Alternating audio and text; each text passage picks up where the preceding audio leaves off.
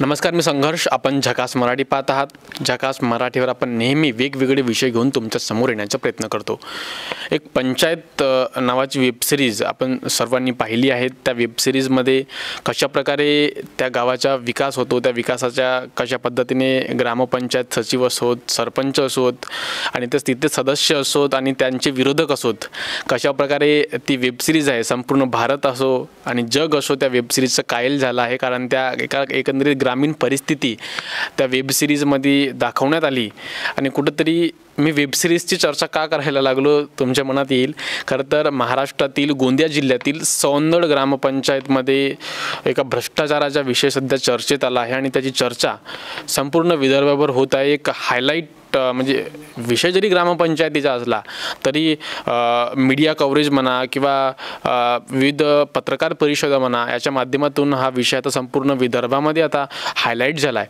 खरं तर विषय असा की सौंदड ग्रामपंचायत ही अर्जुनी मोरगाव विधानसभा क्षेत्राअंतर्गत येते. ज्या विधानसभा क्षेत्राचे आमदार राजकुमार बडोले साहेब आहेत, ते माजी मंत्री होते. त्याच विधानसभा अंतर्गत येणाऱ्या ग्रामपंचायत सौंदडमध्ये सरपंचांनी भ्रष्टाचार केला असा आरोप तिथले उपसरपंच रोशन शिवणकर करत आहेत. सरपंच हर्ष मोदी आहेत आणि कुठंतरी सरपंचांनी भ्रष्टाचार करून जवळपास 1-1.5 करोडच्या वर पैशांचा भ्रष्टाचार करून ग्रामपंचायत अधिकारी त्याच्यामध्ये इन्व्हॉल्व असून कुठंतरी सरपंचांवर ताशेरे उडले आहेत. त्यांनी ग्राम आणि पत्रकार परिषद घेऊन आपले मत प्रकट केले आहेत. आपले आरोपसुद्धा यांनी केले आहेत.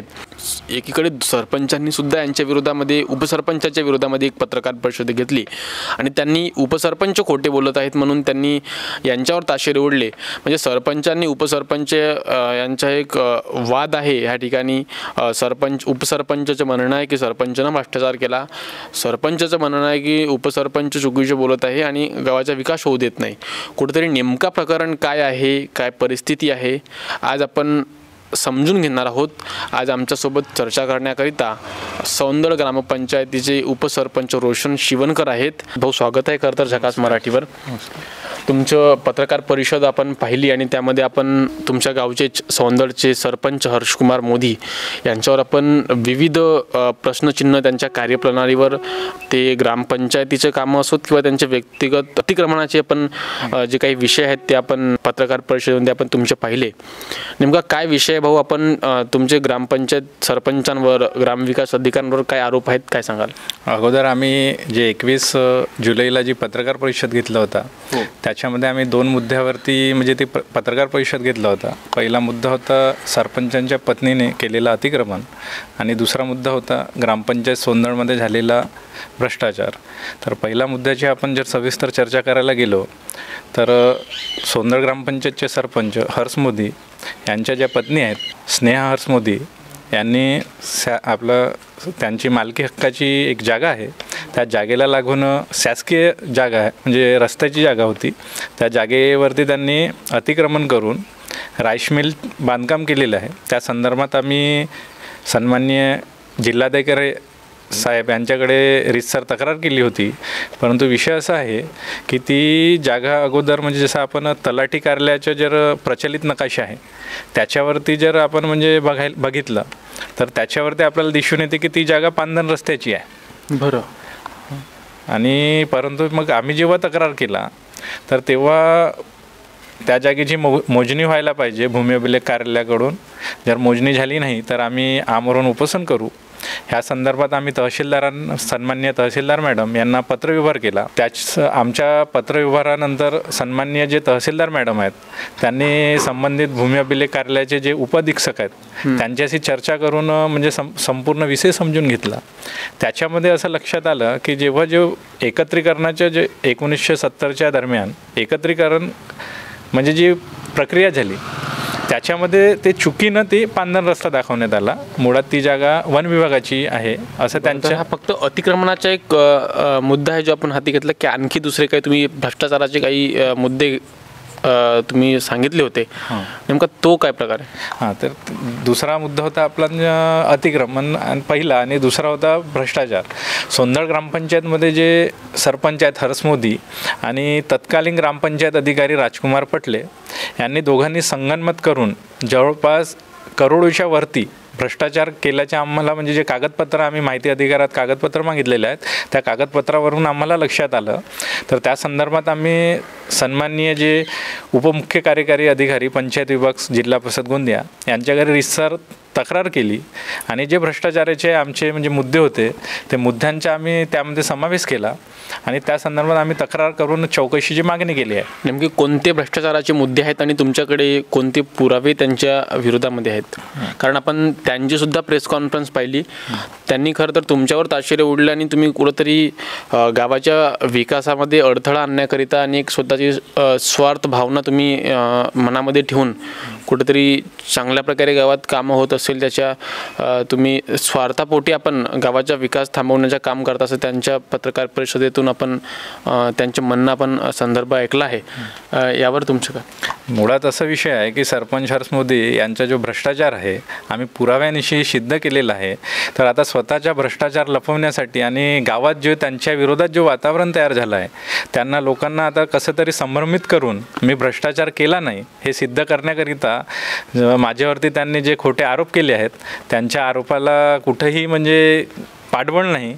कारण त्यांनी जे आरोप केले आहेत माझ्यावरती एकही म्हणजे आतापर्यंत भ्रष्टाचाराचा कुठलाही आरोप सिद्ध झालेला नाही किंवा जर व्यक्तिगत जो विषय आहे तर त्यांना मी खुला म्हणजे सोशल मीडियाच्या माध्यमातून खुलं त्यांना आव्हान केलं होता की हे जे काही मी आरोप लावलेले आहेत जर भ्रष्टाचार सिद्ध झाला तर तुम्ही राजीनामा देणार, जर भ्रष्टाचार सिद्ध झाला नाही तर मी राजीनामा देणार, फक्त चौकशीला पुढे जा.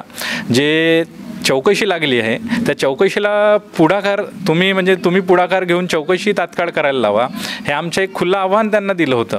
परंतु ते दोनदा अधिकारी येऊन ग्रामपंचायतला पंचायत अधिकारी नसल्यामुळे दोनदा जे चौकशी समितीचे अधिकारी आहेत ते वापस गेले आहेत आणि कुठंतरी चौकशीला अडथळा निर्माण होईल ह्या पद्धतीनं हे जे भ्रष्टाचार करणारे जे सरपंच आहेत हे अडथळा निर्माण करतात. तुमच्या न्यायव्यवस्थेवर किंवा प्रशासनावर काही तुमचे प्रश्नचिन्ह आहेत? कारण तुम्ही मला वाटते आमरण उपोषणाचा सुद्धा तुम्ही संदेश दिला आहात आणि कुठेतरी तुम्ही आमरण उपोषणावर बसणार सुद्धा आहात. मग कोणाच्या विरोधात तुम्ही प्रशासनाच्या सुद्धा इन्व्हॉल्व आपण त्या ठिकाणी करणार आहात? चौकशी होत आहे का? कुठपर्यंत चौकशी गेली?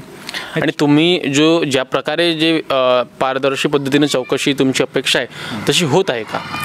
चौकशी अजूनपर्यंत सुरुवातच झालेली नाही आहे त्यामुळे ते पारदर्शीपणे होते किंवा नाही होते आपण म्हणजे पुढच्या काळात बोलू त्या विषयावरती.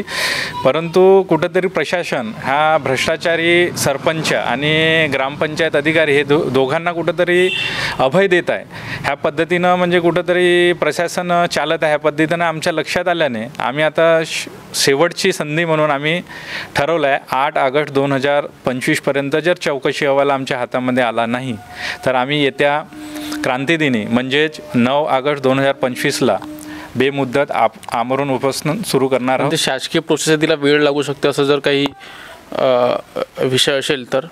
नाही, आम्ही जवळपास झाले ना आता म्हणजे प्रशासनाशी लढत आहोत तर जवळपास 6-7 महिने उलटून गेले. जर प्रशासन म्हणजे एवढ्या मोठा भ्रष्टाचाराला म्हणजे गावाच्या विकासाकरिता आलेल्या जर निधीचा गैरपद्धतीनं वापर होत असेल आणि त्याच्यावर प्रशासन कारवाई नसेल करत तर आम्हाला प्रशासनाविरुद्ध कुठंतरी म्हणजे टोकाची भूमिका घ्यावं लागेल आणि त्याच्यामुळे आम्ही कुठलाही आता माघार घेणार नाही आहोत. बरं, नेमके भ्रष्टाचार कोणत्या कामांमध्ये झाले आणि त्यांचे तुमच्याकडे काय पुरावे आहेत?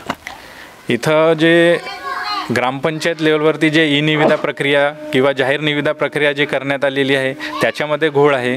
म्हणजे कार्यारंभ आदेश नसलेल्या कामांनासुद्धा हे जे सरपंच आहेत हर्ष मोदी आणि तत्कालीन जे आपल्या ग्रामपंचायत अधिकारी आहेत राजकुमार पटले यांनी नियमबाह्य पद्धतीनं म्हणजे निविदा काढणे, त्याच्यानंतर जे नियोजनात कामं नाही आहेत त्या नावाने कामं करणे किंवा जसं एखादं उदाहरण घ्यायचं झालं तर 15 वित्त जो आयोग आहे त्याच्यामध्ये जे नियोजन आराखडा आहे जो मंजूर म्हणजे शासनाकडून मंजूर झालेला नियोजन आराखडा आहे त्याच्यामध्ये असलेले कामं न करता व्यक्तिगत ह्या दोघांना कसा आर्थिक लाभ मिळेल ह्या पद्धतीनं म्हणजे जे नियोजनात साहित्य नाही आहेत त्यांचे साहित्य खरेदी करून खूप मोठा घोळ केला आहे.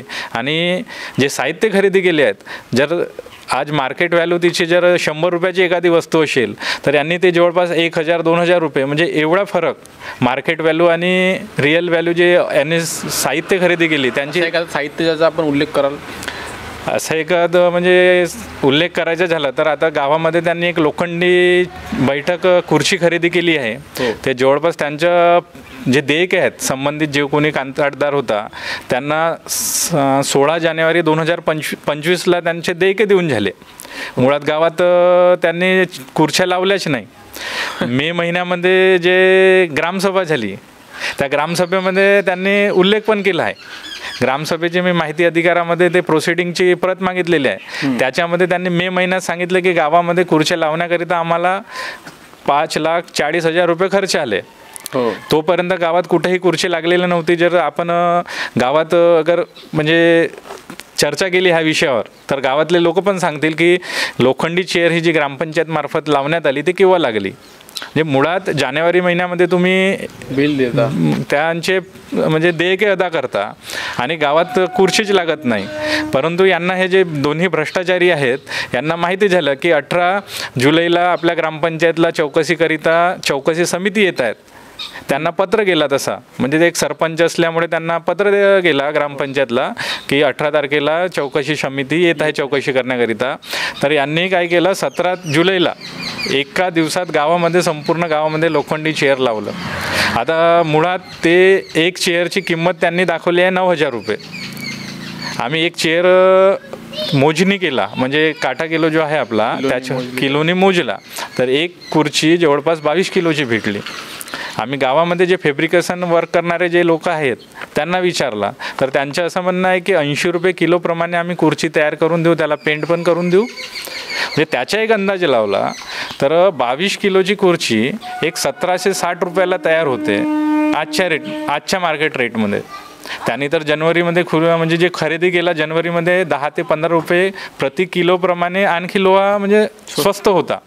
तर आपण आजच्या मार्केट व्हॅल्यू जर पकडला तर 1760 रुपयाला जे खुर्ची म्हणजे तयार होऊ शकते तिची किंमत 9,000 रुपये लावण्यात आले. म्हणजे ते जे लोखंडी म्हणजे यांनी खरेदी केलं आहे लोखंडी चेअर ते मुळात नियोजनातच नाही आहे. नियोजनामध्ये सार्वजनिक शौचालय हा जो म्हणजे मंजूर काम होता सार्वजनिक शौचालय बांधकाम करण्याऐवजी यांनी स्वतःच्या स्वार्थासाठी सार्वजनिक शौचालय बांधकाम न करता गावामध्ये सार्वजनिक बैठक व्यवस्था व्हावी म्हणून लोखंडी चेअर लावली. चेअर किती लागले आणि यांची काय अंदाजित रक्कम झाली? यांच्या आता मुळात म्हणजे ग्रामपंचायतला ज्या दिवशी चौकशी समिती आली त्यांनी जर बघितलं तर साठा रजिस्टर ग्रामपंचायतकडे उपलब्ध नाही. यांचं म्हणणं आहे की आम्ही गावात म्हणजे आम्ही रेकॉर्डनुसार बघितलं तर 60 खुर्ची गावात लावली असं यांचं म्हणणं आहे म्हणजे रेकॉर्डनुसार. आता गावात जसं लावलं समजा तर नियमानुसार ग्रामपंचायत अधिकारी यांच्याकडे रेकॉर्ड पाहिजे की आपण म्हणजे कोणत्या ठिकाणी खुर्ची लावली, कोणाच्या घराजवळ म्हणजे कुठल्या परिसरात लावलो असा कुठेही रेकॉर्ड ग्रामपंचायतला नाही आहे. मुळात रेकॉर्ड नसण्यामागे एक कारण आहे यांनी चौकशी समिती येत आहे म्हणून तात्काळ एका दिवसा अगोदर पूर्ण गावात त्यांनी खुर्च्या ठेवला. खुर्च्या ठेवणारे हे सरपंचाचे कार्यकर्ते आहेत, कुठलाही ग्रामपंचायत अधिकारी नाही, कुठलाही कर्मचारी नाही. ग्रामपंचायत सोंदळला जवळपास 4 ते 5 म्हणजे कर्मचारी आहेत. आम्ही त्या सर्वांना म्हणजे कॉलद्वारे विचारला की गावात खुर्ची लागत आहे ते कोण लावत आहे. तर एकही म्हणजे लिपिक, चपराशी, पाणी पुरवठा कर्मचारी हे जे सर्व कर्मचारी आहेत यांना कुठलीही माहिती ह्या खुर्च्या संदर्भात नाही. म्हणजे मुळात पहिला भ्रष्टाचार म्हणजे हा सिद्ध होत आहे की गावात जे खुर्ची खरेदीच्या या नावावर यांनी 5,40,000 रुपये व्यक्तिगत खाल्लेले आहेत हा सिद्ध होता याच्यावर. आणखी काही दुसरे आरोप आणि त्याच्यानंतर आणखी एक आहे यांनी साऊंड सिस्टम जो आहे एका ठिकाणी म्हणजे 25,000 रुपये दाखवलं आहे खरेदी, ज्याचे ऑनलाईन रेट आजच्या याच्यामध्ये दाखवला म्हणजे बघायला गेलं आपण तर 8,000 रुपये दाखवत आहे. आणि एक आहे जो 13,000 रुपये ज्याचे म्हणजे ऑनलाईन रेट आपण बघितलं त्याच कंपनीचे तोच मॉडेल सर्व काही तेच तर त्यांनी ते 50,000 रुपये दाखवले आहेत. म्हणजे जे वस्तू तुम्हाला 8,000 रुपयामध्ये भेटू शकते ते वस्तू 25,000 रुपयामध्ये यांनी खरेदी केलं आहे. आणि मुळात पहिली गोष्ट की ग्रामपंचायतला 3 साऊंड सिस्टमची काहीच आवश्यकता नाही तर ते 3 साऊंड सिस्टम यांनी खरेदी करून जवळपास 1.5 लाख रुपयाचा म्हणजे भ्रष्टाचार यांनी केलेला आहे. असे अनेक म्हणजे साहित्य खरेदी आहेत. जसे यांनी एक महिला मेळावा म्हणजे यांचे जे सरपंच आहेत त्यांची स्वतःची एक पॅनल आहे त्या पॅनलच्या नावावर मी महिला मेळावा घेतो म्हणून यांनी स्वतःच्या पॅनलच्या नाव लावून एक महिला मेळावा सादर केला त्या महिला मेळाव्यामध्ये त्यांनी सिलाई मशीन आणि टप वाटप करण्याचा कार्यक्रम केला. म्हणजे आपल्या महाराष्ट्रीयन संस्कृतीमध्ये मकर संक्रांतीला आपण वाण वाटप करतो, हळदी कुंकू. तर त्या वाणाच्या स्वरूपात त्यांनी गावातल्या महिलांना टप वाटप केलं. आता संपूर्ण जे आपले प्रिंट मीडिया आहेत, इलेक्ट्रॉनिक मीडिया आहेत, त्यांच्यामध्ये यांनी स्वतःची प्रसिद्धी करून घेतली की माझ्या पॅनेलकडून आम्ही म्हणजे वाण म्हणून टप वाटप केला. आजपर्यंत कुठल्याही सरपंचाने एवढं काही केलं नाही, अशा टाईपच्या म्हणजे स्वतःच्या उदो यांनी करून घेतला. परंतु आम्ही जेव्हा सविस्तर माहिती बघितला तर हा संपूर्ण पैसा ग्रामपंचायतनी खर्च केल्याचे आम्हाला म्हणजे आढळले. माहिती अधिकारात आम्ही माहिती घेतली, त्याच्यामध्ये आम्हाला दिसून आले की यांनी जवळपास 4 लाखपेक्षा जास्त रुपया महिला मेळाव्यावरती खर्च केलेला आहे. त्याची कुठलीही निविदा नाही. त्याच्यानंतर साऊंड सिस्टमवरती त्यांनी 35,000 रुपये खर्च दाखवला आहे. म्हणजे तेच जेव्हा आपण महिला मेळावा घेतला त्याचा जो डेकोरेशन खर्च यांनी 35,000 रुपये दाखवलेला आहे. आता 35,000 रुपये डेकोरेशन खर्च दाखवला तर त्यांच्या कुठल्याही निविदा प्रक्रिया नाही, कुठल्याही सदस्यांना, उपसरपंचांना किंवा सदस्यांना याबद्दल माहिती नाही किंवा त्याबद्दलचा कुठलाही ठराव नाही यांच्याकडे. म्हणजे असे अनेक भ्रष्टाचार आपण जवळपास अगर तपासायला गेलो तर माझ्या तरी एक अंदाज म्हणते की 1 करोडच्या वरती यांचा भ्रष्टाचार सिद्ध. तुमच्याकडे सर्व पुरावे आहेत? संपूर्ण पुरावे आहेत. त्यामुळेच म्हणजे माझ्या आव्हान आपण दिलेला होता सरपंचांना की गावातील जो वातावरण आहे तो वातावरण बिघडवण्यापेक्षा तुम्ही जे काही भ्रष्टाचार केले आहेत, जे काही गैरव्यवहार केलेले आहेत, त्यांची जबाबदारी स्वीकारून ह्या चौकशीला पुढाकार घ्या. जर तुम्हाला वाटते की तुम्ही नियमाप्रमाणे कामं केली आहेत तर एक आपण आव्हान म्हणजे एक जनतेसमोर दोघेही सामोर येऊ आणि एक आव्हान स्वीकारू की जर भ्रष्टाचार सिद्ध झाला तर सरपंच हर्ष मोदी राजीनामा देईल. जर भ्रष्टाचार सिद्ध नाही झाला तर उपसरपंच रोशन शिवणकर म्हणजे राजीनामा देईल. म्हणजे एकदम सोप्या पद्धतीमध्ये आम्ही हा लढा सुरू केलेला आहे. परंतु कुठेही त्यांचं प्रेस कॉन्फरन्स पाहिलं मी, त्यांचं असं म्हणणं होतं तुमच्या संदर्भात की विकासाच्या कुठेतरी गावाच्या विकासामध्ये याचा अडथळा येत आहे आणि त्यांना वारंवार जवळपास चौकशांना सामोरं जावं लागत आहे आणि याचा फटका गावाच्या विकासामध्ये होत आहे. मुळात त्यांचं कसं आहे ते स्वतःला पुन्हा एकदा बोलेन की स्वतःचा भ्रष्टाचार लपवण्याकरिता ते संभ्रम निर्माण करत आहेत. आता सत्याला घाबरण्याची गरज नाही. आता जर आपण एखादी चुकी केलीच नाही तर आपल्या विरोधात कितीही तक्रारी आल्या, कितीही म्हणजे चौकशा लागल्या तरी आपण घाबरणार नाही. आपण त्या चौकशीला सामोरे जाऊ.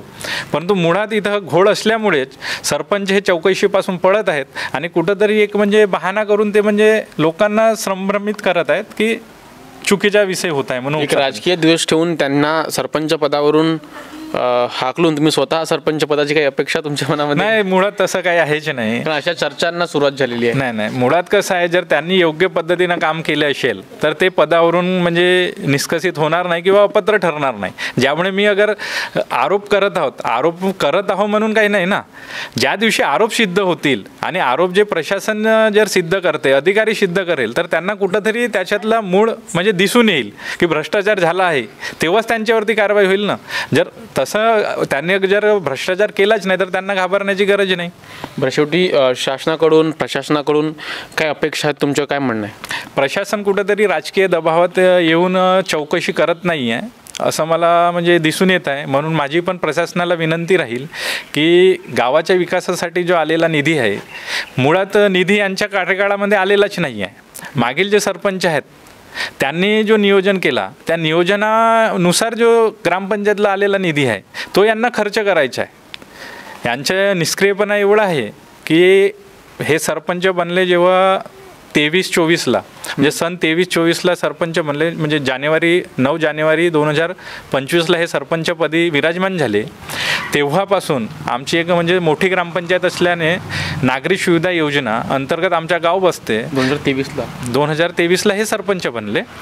तेव्हापासून नागरी सुविधा योजना हे जेव्हा म्हणजे मागील सरपंचांच्या कार्यकाळात एका वर्षाला 70-80 लाख रुपये म्हणजे आपल्या गावाला विकास निधी म्हणून मिळाली, ते यांच्या कार्यकाळात 2 वर्षामध्ये 0. यांनी शासन म्हणजे नियमानुसार नियोजन न पाठवल्यामुळे त्याचा फटका गावाला बसला. आज तेच जर आपल्याला म्हणजे एक 50 लाख रुपये जरी पकडला एका वर्षाला तरी 2 वर्षाला 1 कोटी रुपये कमीत कमी निधी आपल्या गावाला आला असता. अशीच एक दलित वस्ती योजना आहे. तिच्या आपल्या 3 वस्ती आहेत आपल्या गावामध्ये. कमीत कमी एका वर्षाला आपण 21 लाख रुपये त्या योजनेतून गावासाठी आणू शकतो. आज 3रा वर्ष सुरू आहे ह्या सरपंचांच्या कार्यकालाच्या. 1 रुपया निधी म्हणजे ह्या आमच्या सोंदळ गावाला मिळू शकला नाही. म्हणजे सरपंचाच्या निष्क्रियपणामुळे आपल्या गावाचा कुठंतरी विकास खुंटत आहे हा दिसून येईल. बरं, धन्यवाद आमच्यासोबत जुळण्याकरिता आणि तुमचे जे आरोप आहेत किंवा तुमचं जे म्हणणं आहे ते स्पष्टपणे सांगण्याकरिता. तर हे होते ग्रामपंचायत सोंदळचे उपसरपंच रोशन शिवणकर. आपण झकास मराठी पाहत आहात. ही व्हिडिओ शेवटपर्यंत पाहिली त्याबद्दल सर्व प्रेक्षकांचं मनापासून आभार. खूप खूप धन्यवाद.